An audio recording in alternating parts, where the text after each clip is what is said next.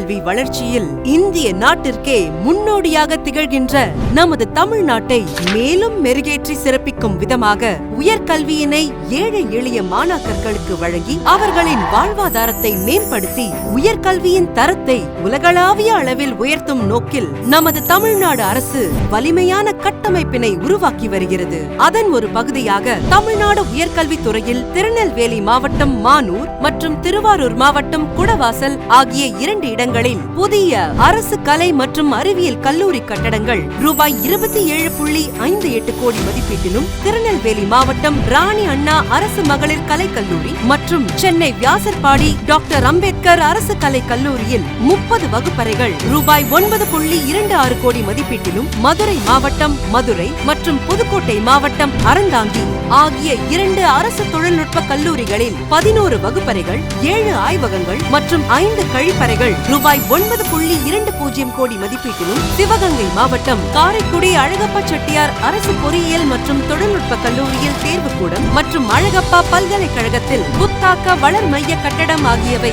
ரூபாய் 5 கோடி மதிப்பீட்டிலும் ஆக மொத்தம் 8 பணிகள் ரூபாய் 51.4 லட்சம் மதிப்பீட்டில் கட்டப்பட்டு மாண்புமிகு தமிழ்நாடு முதலமைச்சர் அவர்களால் திறந்து வைக்கப்பட்டுள்ளது. மாணாக்கர்களின் நலனுக்காக இந்த கட்டடங்களை நிறுவி அவர்களின் உயர்கல்விக்கு மாபெரும் உறுதுணையாக இருக்கும் மாண்புமிகு தமிழ்நாடு முதலமைச்சர் அவர்களுக்கு நன்றி.